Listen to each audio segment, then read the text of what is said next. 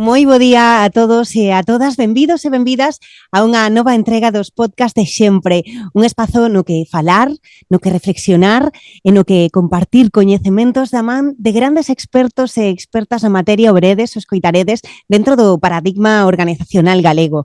Lembremos que Sempre, Xunta de Galicia Emprego, nace como un espazo digital concentrador dos recursos que ofrece a nova estrategia de emprego da Xunta de Galicia, onde se aposta principalmente por un mercado laboral máis interconectado, máis dinámico, tamén formado, accesible, que emerxe da colaboración entre administración pública e sector privado, sobre todo para mellorar as capacidades das persoas traballadoras e tamén, como non, a competitividade das organizacións e o benestar laboral. Con este obxectivo, hoxe imos compartir conversa e tamén coñecementos con Alexandra Nuño. Ela é Top Voice LinkedIn Gender Equity no 2022, Inspirational Speaker e, ante todo, Alejandra é unha persoa comprometida coa transformación social que promove o crecemento sostible, a saúde e tamén o benestar das organizacións.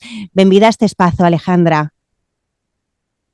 Muchísimas gracias, es un placer para mí estar aquí hoy con vosotros y quiero antes de nada empezar dando las gracias a la Consellería, voy a pronunciarlo bien, de Promoción do Emprego e Igualdade, el proyecto Sempre. Para mí es un placer, de verdad, muchísimas gracias.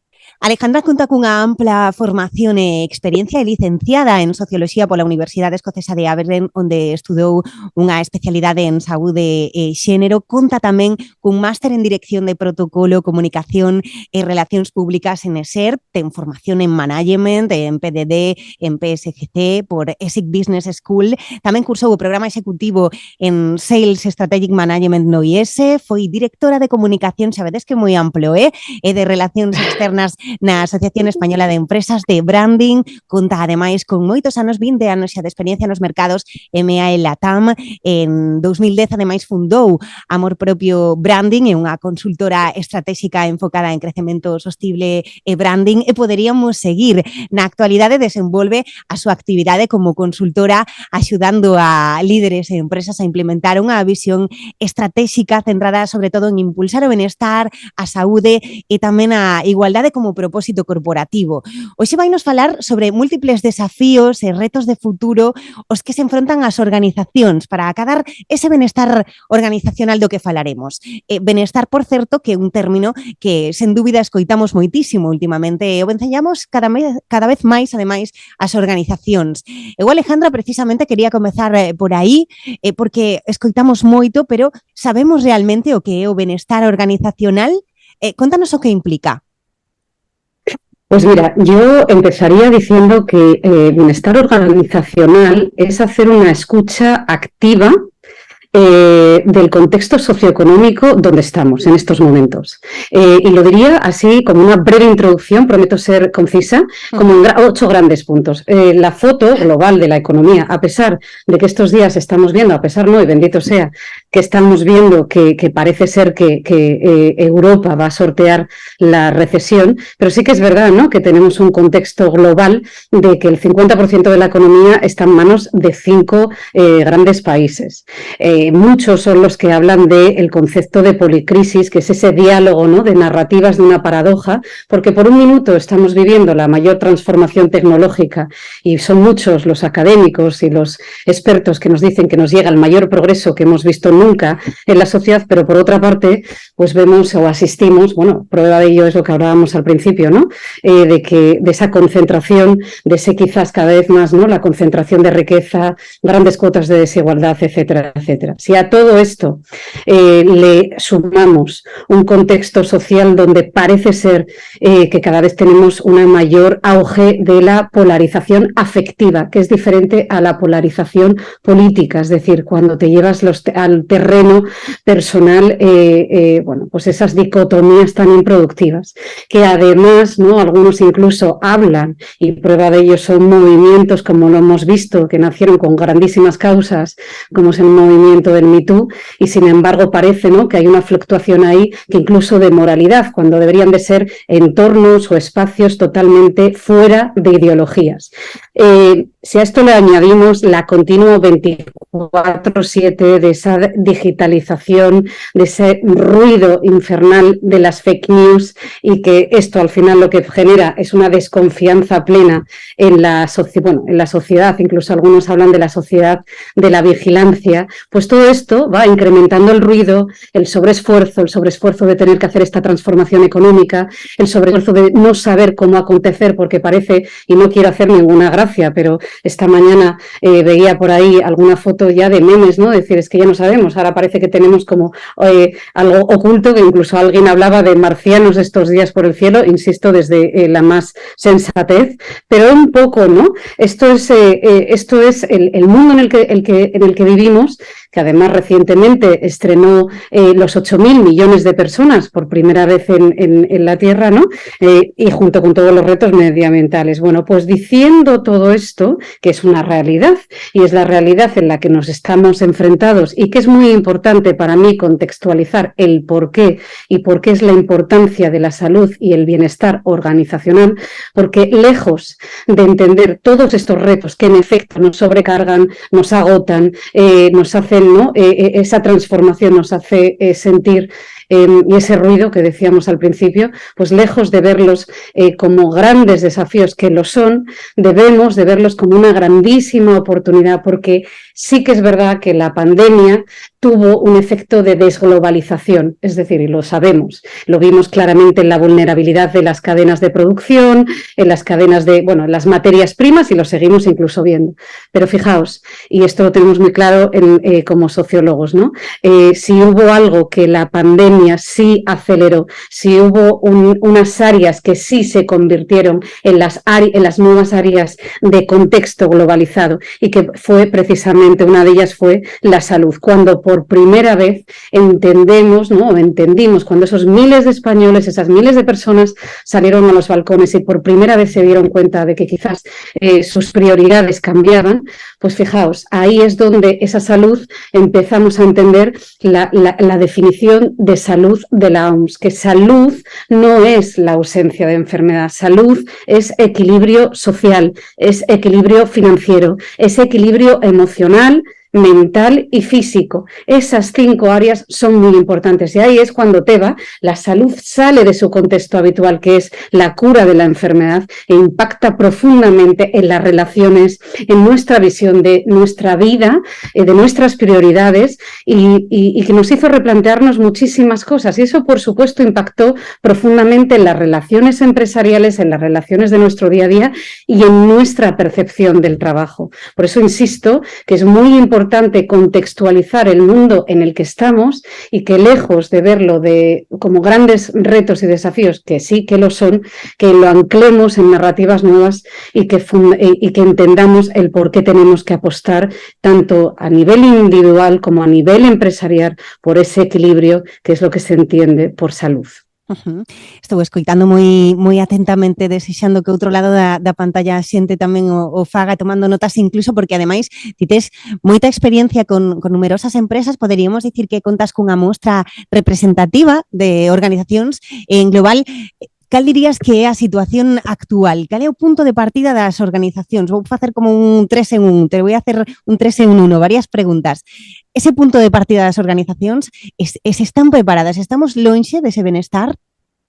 Bueno, yo creo que cuando hablamos de bienestar y dónde están las organizaciones en estos momentos, nuevamente voy a ir un segundo a un contexto. Para mí, yo creo que mi visión amplia comienza no por mi visión empresarial o profesional. Mi visión comenzó porque quizás tuve la suerte de poder estudiar fuera en un contexto anglosajón. Y ahí, lejos de hacer comparativas negativas, lo que creo es que a veces cuando uno viaja o tiene la oportunidad de hacer al final otras visiones, me parece que es muy importante tomar la visión de lo que es el afán del esfuerzo, entendido, ojo con el esfuerzo y la palabra esfuerzo cuando hablamos de salud, pero entendido como el compromiso y el afán por la mejora, de dar lo mejor de cada uno de nosotros. Al final, Teba, estamos hablando que España, esto salió hace relativamente poco también, te habló hace 2 semanas, lo leíamos además de Rafael Domenech, soy fanática de uno de los mejores economistas de aquí de España, hablaba de que España va a la cabeza del fracaso escolar. Entonces, cuando hablamos de ese ritmo trepidante, de esa sociedad que nos llena de ruido, nos llena de desafíos, etcétera, y que tenemos estos datos de educación, para mí mi visión, insisto, lo más importante y que quizás ahí España tiene un reto profundo es en buscar esas narrativas para empezar que sean, contextualizarlas, que den esa aportación de valor desde el individualismo, de dar lo mejor de cada uno de nosotros, y para mí eso es salud. Y sobre todo cuando todavía seguimos insistiendo, ¿no?, en esas dicotomías improductivas de blanco, negro, joven, mayor, hombre, mujer. Ostras, el mundo no funciona así. En el siglo XXI el mundo no puede seguir funcionando así cuando la incertidumbre que nos domina, creo que lo que tenemos que poner es foco absoluto en narrativas que nos comprometen en el bien común, empezando por la educación y empezando por avivar un compromiso. Y prueba de ello es proyectos como el que estamos ahora mismo con SEMPRE, o en el proyectos como el de la Xunta y el compromiso que vosotros destiláis desde la institución, porque no puedo entender una sociedad del siglo XXI que no esté en un diálogo de crecimiento entre lo público y lo privado. Cuando hablamos de quitar esas dicotomías improductivas, hablamos de todo tipo de diálogos. Mi visión quizás global, más allá de la educación, que no puedo insistir más, de cara a esos jóvenes, porque además es uno de los grandes retos ahora mismo que tienen las organizaciones en términos de bienestar organizacional, empieza por esa convivencia de generaciones, que parece que los jóvenes y la gente más senior como que no se entiende, o hemos visto también grandes casos de edadismo, ¿no?, en las empresas.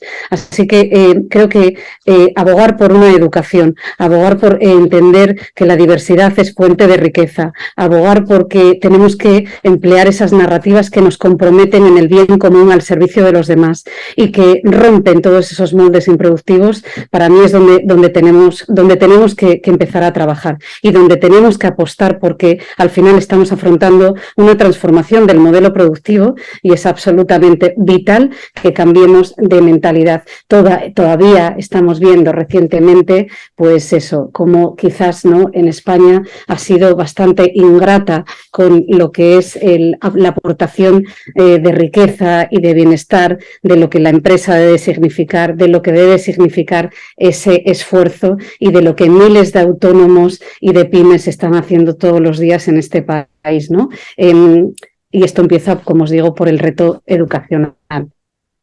Ese sería el mayor reto, ¿no? Ese sería el mayor desafío, pero hai máis? Cales serían eses outros desafíos e retos de futuro os que se enfrontan as organizacións, Alejandra? Bueno, yo aquí hablaría de 5 grandes retos. Mira, yo empezaría pues nuevamente por ese manejo, ¿no? Y además todos los informes económicos en el 23 nos hablaban de esa mirada introspectiva, es decir, ante un entorno económico, geopolítico y social donde estamos dominados por la policrisis, que esto por cierto no es un término nuevo, ¿no?, por esa incertidumbre constante y esa paradoja de las mejores transformaciones al mismo tiempo que esas fallas en desequilibrios y en desigualdad, porque no hay cambios donde no haya desequilibrio, es parte del cambio. Bueno, pues todo esto conlleva un sobreesfuerzo y eso es lo que explica, punto número 2, por qué la salud es tan importante en las organizaciones, en esa mirada introspectiva que, al no saber lo que pasa fuera de las organizaciones y que mira entonces la competitividad, mira más que nunca a la eficiencia interna de las compañías, la salud pasa a ser un modelo de gestión empresarial en sí mismo, que para mí el mayor reto que es entender la salud es como equilibrio, como decíamos al principio, pero como equilibrio integrador. Porque en estos momentos nada, ¿no?, vuelvo otra vez a entender, ¿no?, ese raciocinio en el que hemos estado trabajando, el conocimiento durante mucho tiempo, lo hemos visto incluso en la medicina, ¿no? Pues a lo mejor la genética no se asociaba con el contexto social, la psicología no se asociaba con otros. Hemos trabajado en compartimentos, esto lo vemos claramente operativamente, está el departamento jurídico y luego está el de ventas y luego el financiero, no. Salud es equilibrio, salud es clave para poder afrontar este sobreesfuerzo y para poder trabajar esa eficiencia interna, y salud es integración. integración, visión transversal. Ahí entra el tercero, Teba. Esa subida, un segundo, y yo hago así con la mano, con el gesto, ¿no? Subida de dron y de repente vemos la organización desde arriba. El poder ver la organización desde arriba, voy a utilizar un ejemplo bobo y también con todo el cariño, pero España muchas veces ha pecado de construir cosas y luego nos damos cuenta. No, cuando miramos desde arriba, cuando queremos integrar, cuando queremos trabajar en eficiencia introspectiva, tenemos que ver las cosas desde arriba, y prueba de ello es que luego los trenes a veces no nos entran. Entonces esto no puede ser. Tenemos que dialogar, no podemos seguir trabajando ni en dicotomías ni en silos operativos. Por tanto, integración y equilibrio comenzando. ¿Y por dónde empieza el equilibrio? El equilibrio no es externo nunca. El equilibrio siempre en esta sociedad y en este lado del mundo leemos siempre de izquierda a derecha. Entonces, no podemos hablar de equilibrio si nosotros como individuos no tenemos ese equilibrio. Entonces, nuevamente la salud empieza en cada uno de nosotros, que probablemente viene nuevamente en esa derivada. ¿Ves? Todo dialoga, empresa con educación nuevamente. Ese equilibrio empieza entendiendo porque el conocimiento no va a estar aislado si no hay una integración emocional, si no hay una integración mental, si no hay una integración social, financiera, volvemos a lo mismo, ¿no? Y para mí hay otros dos grandes claves y retos en estos momentos, que es la exploración de la pluralidad. Cuando hablamos de la pluralidad, los propios términos en sí mismos ya estamos saliéndonos también. ¿Qué es pluralidad?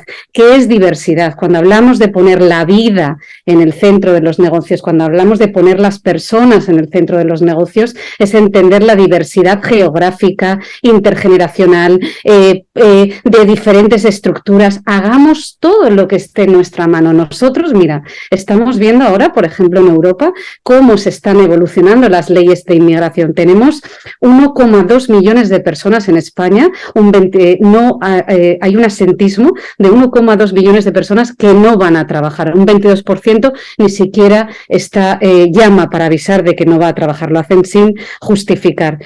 Pues hay otros contextos, ¿no? Y sin embargo, por otra parte, volvemos a la paradoja que hablábamos al principio, tenemos una falta de mano de obra en muchos sectores, además sectores claves para la economía española.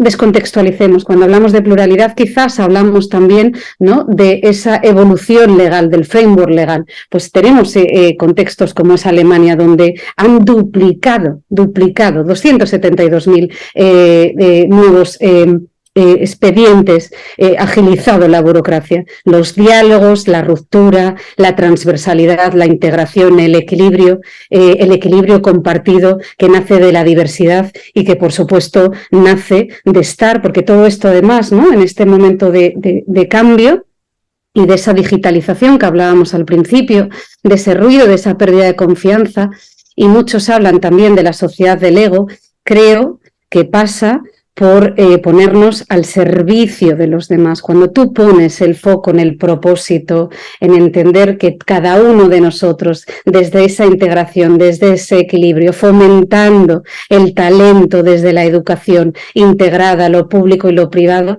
qué bonito es entender entonces el esfuerzo desde dar lo mejor de cada uno de nosotros, entendiendo esto por la excelencia. Y esto creo que es lo mejor que podemos trasladar a todos.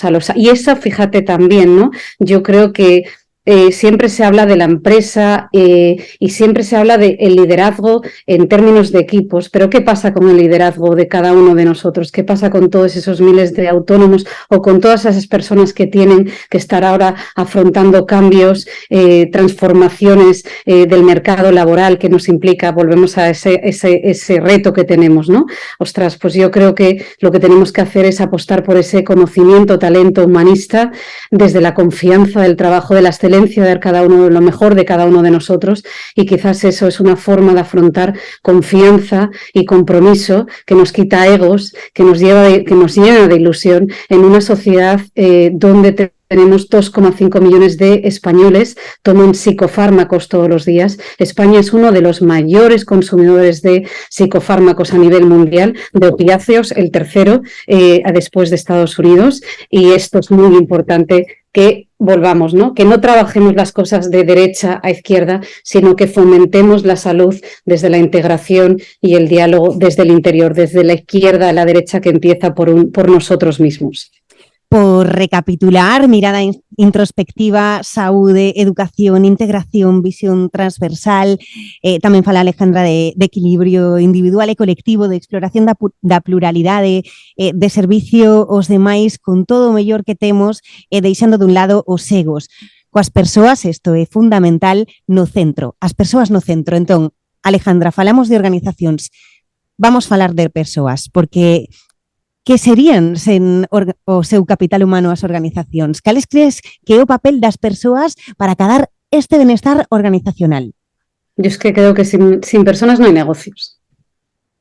O sea, yo es que estás aquí hoy con vosotros, ¿no? Y es que para mí hay todo un equipo detrás, que por cierto quiero aprovechar otra vez para reiterar, porque es que estoy hablando de personas, hablo de salud, pues empiezo por ahí. O sea, para mí, y eso lo trasladas a una cultura que, por cierto, ¿no? Yo soy del norte, además yo os saludo ahora desde mi tierra, desde Asturias, pero vamos, yo creo que es una de las regiones del norte y de España que estamos orgullosísimos, por lugar a duda, esa es la vuestra de siempre, y ahí tenemos grandes compañías, ¿no? Pero sin personas no hay negocios. Las personas que aportan el conocimiento, el talento, la creatividad, algo que nunca jamás las máquinas van a poder aportar, nunca. ¿Qué aportan las personas? La integración. ¿Qué aportan? La motivación, la facilitación, la empatía. No hubiésemos desatascado el canal de Suez si no hubiésemos tenido personas negociando y empáticamente. Tú imagínate, yo el otro día me he escuchado un director general, además del entorno sanitario, y me decía, es que Alejandra, yo me dedico a pastorear, y yo le digo, ¿a pastorear? ¿Y qué es eso de pastorear? Yo a tomar cafés, y van a tomar cafés. ¿Qué quería decir con eso? Pues la empatía, la facilitación en ese momento, ¿no? Decíamos, en ese momento de policrisis, en ese momento de incertidumbre, donde la eficiencia y el foco en la vida, ¿no? Vuelves a esa mirada introspectiva, pues lo que nosotros, las personas, aportamos en las organizaciones y en el día a día de una economía colaborativa es la facilitación y la empatía a través del don de la palabra. ¿Qué seríamos nosotros sin el don de la palabra? Por eso muchas veces es el bienestar organizacional, el bienestar organizacional pasa por entender la importancia de la palabra, la importancia de poder hablar los unos con los otros para poder precisamente quitar ya, ¿no?, todas esas muros que nos levantamos y que son absolutamente improductivos. Y por supuesto, en una sociedad donde la democratización, que bendita sea, y prueba, hay miles de informes y de económicos que nos deleitan con todo lo que tiene la tecnología en favor de la construcción del crecimiento sostenible y del futuro de nuestras economías, pero que está claro que esa propia democratización, en esa nueva paradoja de la que hacíamos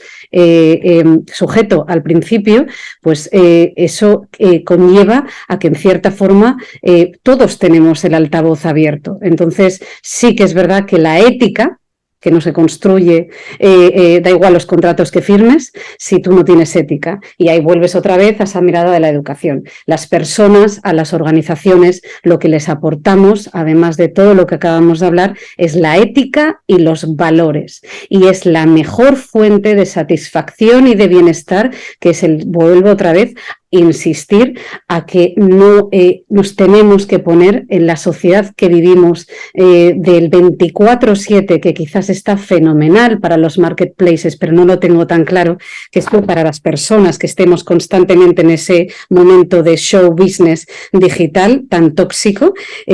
No, yo creo que ahí el ponernos al servicio de verdad de los demás y dar lo mejor y la excelencia de cada uno de nosotros es algo que jamás conseguirán los robots hacer por ninguno de todos nosotros. Así que estamos en la era del talento y en la era de las compañías donde saben poner la vida en el centro de los negocios. Y esto la gente joven lo tiene muy claro, además, ¿eh? Certo, completamente. Claro. Sí. Se falamos de persoas, falamos de ética, falamos de valores, temos que falar tamén de líderes.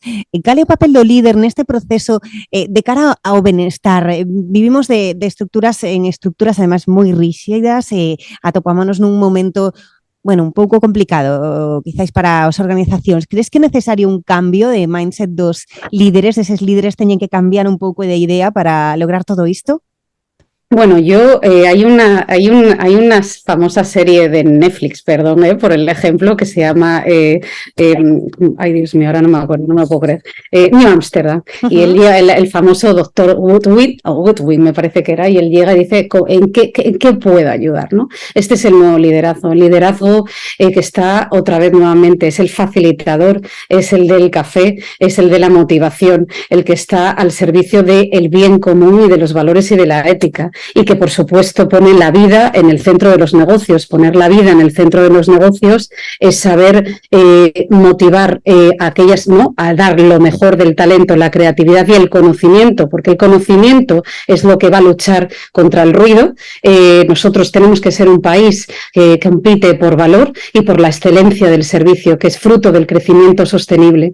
Y esto sabemos que es poner la diversidad en el centro de los negocios. Aquellas organizaciones que no automaticen todo lo que puedan automatizar, que no dejen espacio y tiempo para que las personas puedan producir en calidad, puedan tener ese tiempo para generar ese talento y esa co-creación conjunta o individual en algún momento, pues probablemente sean sujeto de la huida, que lo hemos visto en movimientos laborales como la gran renuncia, al menos en las sociedades anglosajonas, o sean sujeto de lo que se llaman nuevos movimientos laborales, como es el quiet quitting, ¿no?, que es esa renuncia silenciosa de yo me voy a -5 y tiro el lápiz. Pues no, yo creo que el liderazgo, que además hay muchos son también los informes que prevén una subida total de inversión en liderazgo y en esa transformación de las compañías y en salud. Líderes que, por supuesto, fomentan esa integración sensata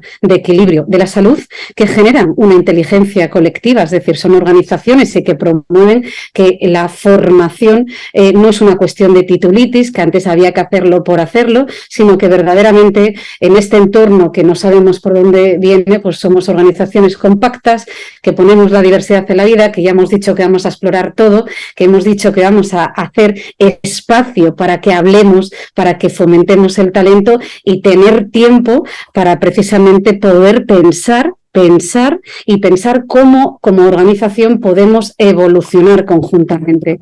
Son líderes que fomentan la comunidad, Eva, que estamos también en las mayores tasas de soledad, lo vemos también.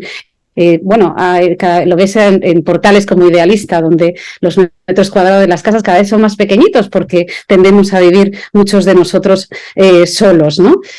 Por tanto, la comunidad y uno de los grandes formatos de innovación ahora mismo en recursos humanos en las organizaciones es aquel líder que promueve los grupos de empleados donde hacen espacio para, pues, promover acciones conjuntas de mejora y de escucha conjunta también. Non sei como lo ves. Vexo de maravilla, e máis enchenos de enerxía escoitar as palabras de Alejandra. E xa por ir rematando, xa temos todo, estamos recapitulando. Agora, vamos poñernos en marcha. Por onde empezamos? Danos as claves para arrancar este proceso, Alejandra. Pues mira, 10 grandes rasgos, nuevamente y en exacto, haciendo una recapitulación de todo, ¿no? Una recopilación, ahí va. Lo primero de todo es poner foco en la vida. Organizaciones del siglo XXI, especialmente en el XXIII, es poner la eficiencia, es decir, automatizar todo lo que se pueda automatizar, apoyarnos en la tecnología, en todo lo que esté en nuestra mano, entornos colaborativos, no dejemos nunca, no me da igual el tamaño de la compañía, me da igual que seamos autónomos, protegernos y cuidarnos significa poder hacer espacio y tiempo, 3, espacio y tiempo para poder poner el foco en la diversidad, en el talento, en el conocimiento y poder tener espacio y tiempo para poder pensar y competir. Eso significa evolucionar conjuntamente nosotros como autónomos o como pymes en una economía colaborativa. Es promover las power power skills famosas, es decir, aquellas competitividades que no son sujetas ni de etnias, ni de géneros, ni de edades, sino que son fomento de la más entera humanidad. Pensar, comunicar, la integración, que ahora mismo es absolutamente fundamental para construir organizaciones flexibles y transversales. Para mí la salud, volvemos, ¿no? Es ese equilibrio. Por tanto, quitemos las dicotomías improductivas, focalicemos donde tenemos que focalizar en la vida, promovamos esa comunidad inteligente que evoluciona, aprende, pone foco donde hay que ponerlo y liberas tiempo y espacio en flexible. Obviamente no todo el mundo puede teletrabajar, pero hay muchas veces que esto pasa por una falta de rigidez, que tú antes bien has mencionado, y una falta de empatía.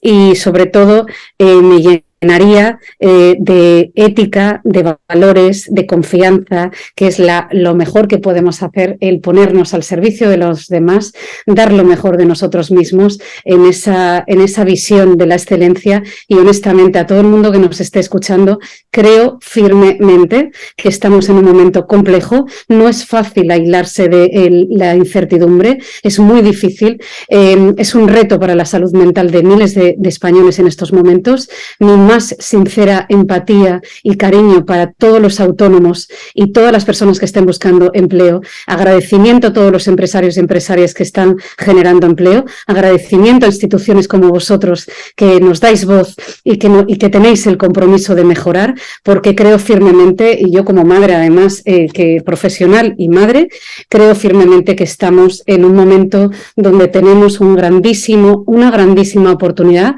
de construir un mundo mucho más inclusivo y más ético. Lo veo todos los días, lo he visto en mis 25 años de consultoría de crecimiento. Las empresas están haciendo un grandísimo esfuerzo y creo firmemente que tenemos que trasladar que la excelencia educativa no es solo una cuestión de los jóvenes, sino también es un compromiso conjunto donde nosotros como adultos y como seniors debemos de construir narrativas de compromiso, porque no es tanto lo que nos separa, sino es mucho más lo que nos une, y eso es lo que tenemos que trasladar todo el tiempo en todos aquellos canales que podamos.